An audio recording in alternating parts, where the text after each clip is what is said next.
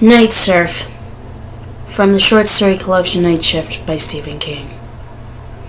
After the guy was dead and the smell of his burning flesh was off the air, we all went back down to the beach. Corey had his radio, one of those suitcase-sized transistor jobs that take about 40 batteries and also make him play tapes. You couldn't say the sound reproduction was great, but it sure was loud. Corey had been well-to-do before I was 6, but stuff like that didn't matter anymore. Even his big radio/tape player was hardly more than a nice-looking hunk of junk.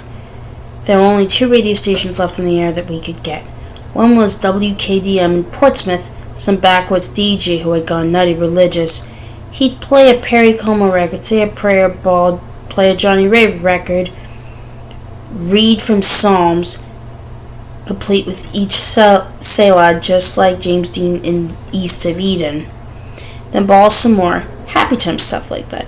One day he sang Bring in the Shoes in a cracked and moldy voice that sent needles in me into hysterics. The Massachusetts station was better, but we could only get it at night. It was a bunch of kids. I guess they took over the transmitting facilities of WRKO or WBZ after everybody left and died. They only gave gag call letters like WDOPE or KUNT or WA6 or stuff like that. Really funny, you could die laughing. That was the one we were listening to on the way back to the beach. I was holding hands with Susie. Kelly and Joan were ahead of us, and Needles was already over the brow of the point out of sight. Corey was bringing up the rear, swinging his radio. The Stones were singing Angie. "Do you love me?" Susie was asking. "That's all I want to know. Do you love me?" Susie needed constant reassurance. I was her teddy bear. No, I said. She was getting fat, and if she lived long enough, which wasn't likely, she would get really flabby. She was already mouthy. "You're rotten," she said, and put a hand to her face. Her curved fingernails twinkled dimly in the half-moon that had risen about an hour ago. "Are you going to cry again?" "Shut up!" She sounded like she was going to cry again, all right. We came over the bridge and I paused. I always have to pause. Before 86, this had been a public beach.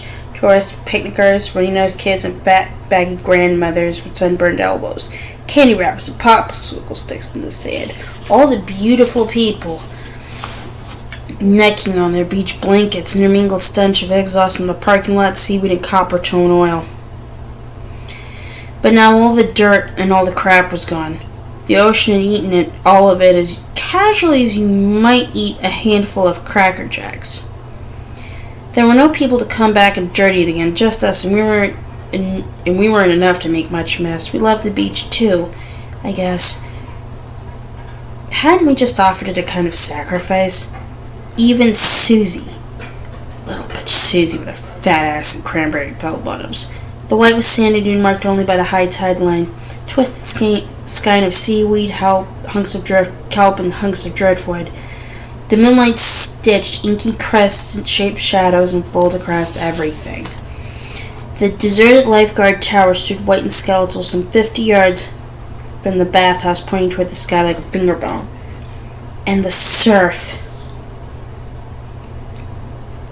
The night surf, throwing up great bursts of foam, breaking against the headlands for as far as we could see in endless attacks. Maybe that water had been halfway to England the night before.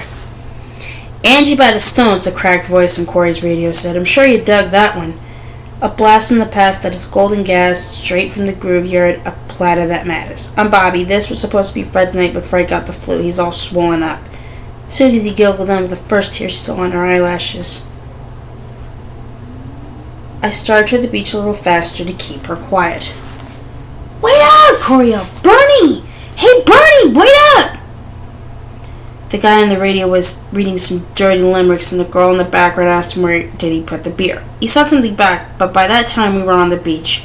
I looked back to see how Corey was doing. He was coming down on his backside as usual, and he looked so ludicrous. I felt a little sorry for him. "Run with me," he said to Susie. "Why?" I slapped her on the chin and she squealed. "Just because it feels good to run." We ran.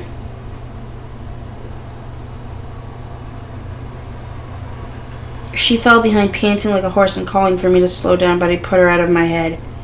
The wind rushed past my ears and blew the air off my forehead. I could smell the salt in the air, sharp and tart. The surf pounded. The waves were like foamed black glass. I kicked off my rubber sandals and pounded their foot not minding the sharp digs of an occasional shell. My blood roared. And then there was the lean-to with Needles already inside and Kelly and Joe standing beside it, holding hands and looking at the water. I did a forward roll, feeling sand go down the back of my shirt and fetched up against Kelly's legs.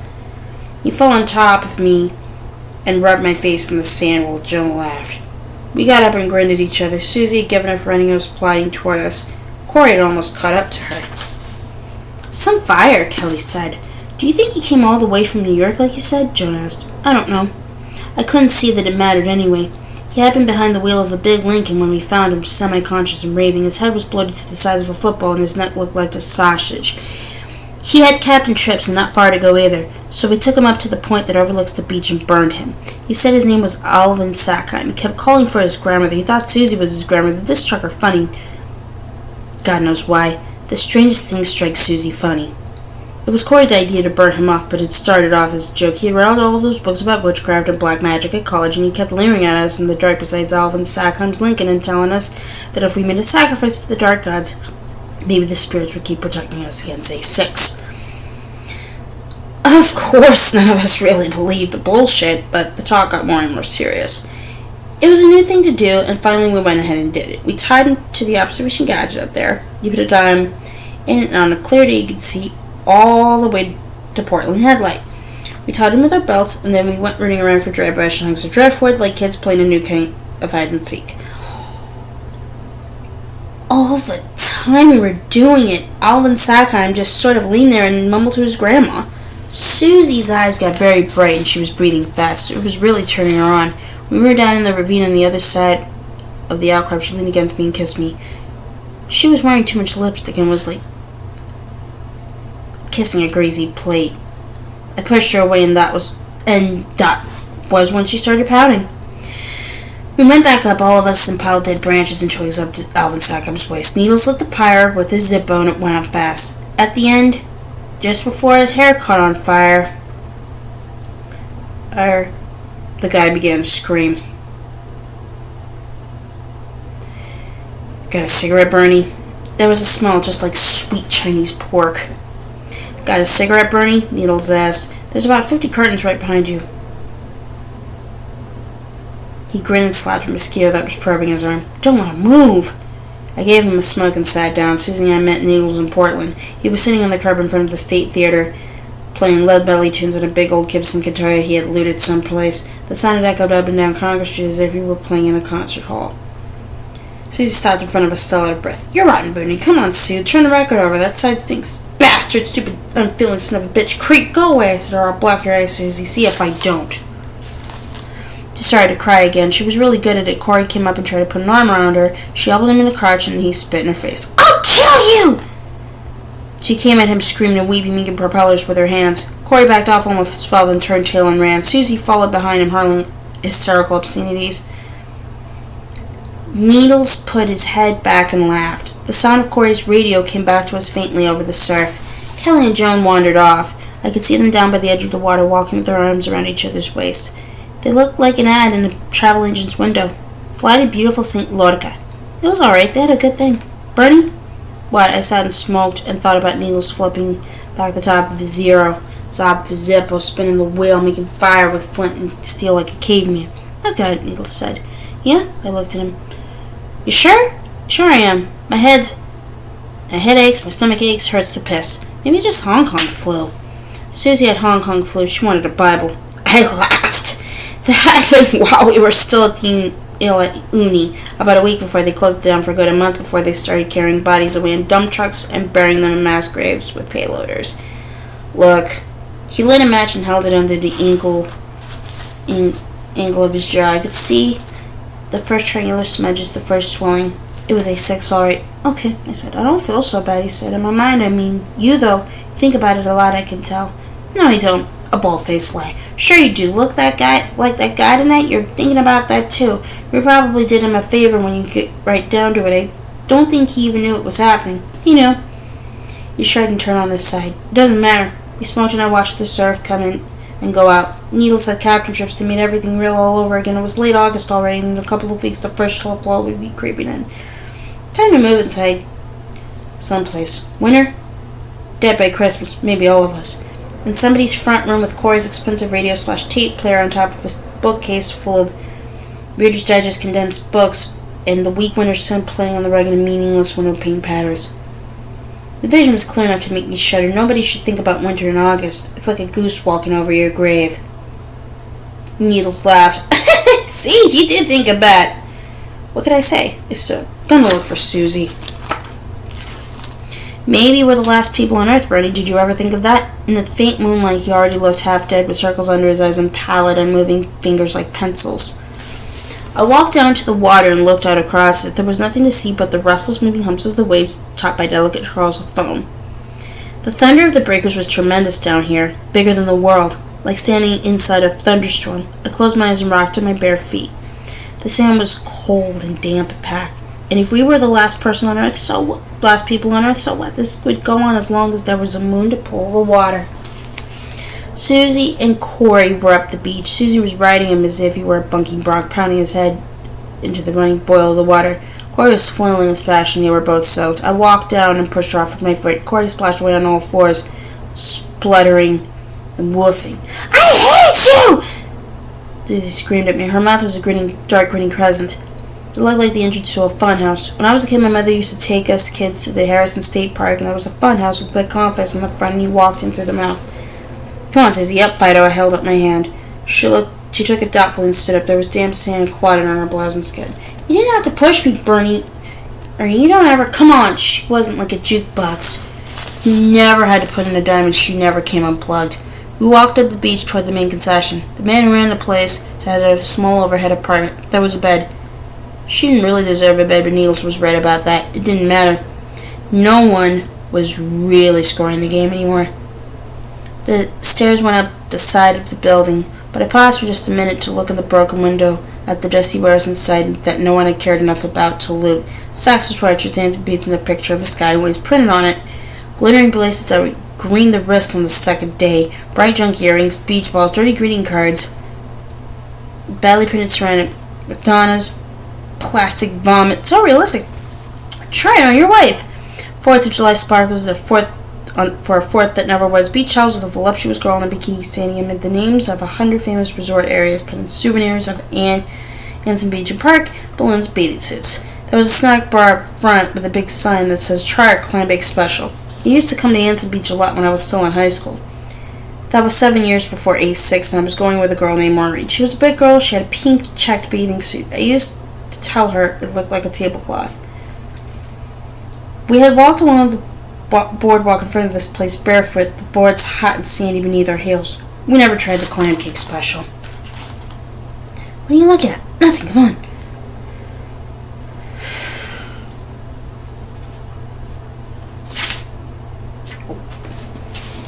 I had sweaty, ugly dreams about Alvin Sackheim. He was propped behind the wheel of a shiny yellow Lincoln talking about his grandmother. He was nothing but a bloated, blackened head and a charred skeleton. He smelled burnt. He talked on, and after a while I couldn't make out a single word. I woke up breathing hard. Susie was sprawled across my thighs, pale and bloated. My watch said 3:50, but it had stopped. It was still dark out. The surf pounded and smashed. High tide. Make it 4:15 light soon. I got out of bed and went to the doorway. The sea breeze felt fine against my hot body. In spite of it all, I didn't want to die. I went over in the corner and grabbed a beer. There were 3 or 4 cases of Bud stacked against the wall. It was warm because there was no electricity. I don't mind warm beer like some people do, though. It just foams a little more. Beer's beer. I went back out on the landing and sat down and pulled the ring tab and drank that. So here we were, with the whole human race wiped out. Not by atomic weapons or biowarfare or pollution or anything like that, just the flu. I'd like to put down a huge plaque somewhere. In the Bondville Salt Flats, maybe, Bronze Square. 3 miles on a side. And in big raised letters it would say, "For the benefit of any landing aliens, just the flu."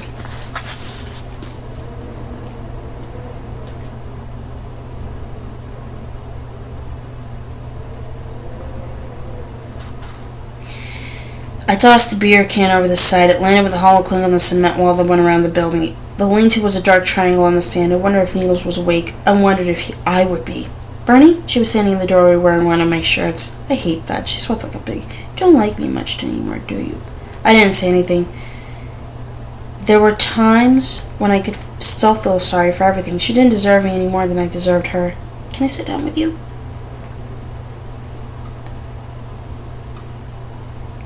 I doubt if it would be wide enough for both of us. She made a choked hiccupping noise and started to go back inside. Niels has got A6, I said. She stopped and looked at me. Her face was very still. Don't choke, Bernie. I lit a cigarette. He can't. He had A2 Hong Kong flu just like you and me and Corey and Kelly and Joe. But that would mean he isn't immune. Yes, then we could get it. Maybe he lied when he said he had A2. So we'd take him along with us that time, I said. Relief spilled across her face. Sure, that's it. I would have lied if it had been me. Nobody likes to be alone, do they? She hesitated. Coming back to bed? Not just now. She went inside. I didn't have to tell her that A2 was no guarantee against A6. She knew that. She had just blocked it out. I sat and watched the surf. It was really up. Years ago, Anson had been the only halfway decent surfing spot in the state. The point was a dark jutting hump across the sky. I thought I could see the upright that was the observation post, but it probably was just imagination. Sometimes Kelly took Joan up to the point. I didn't think they were up there tonight.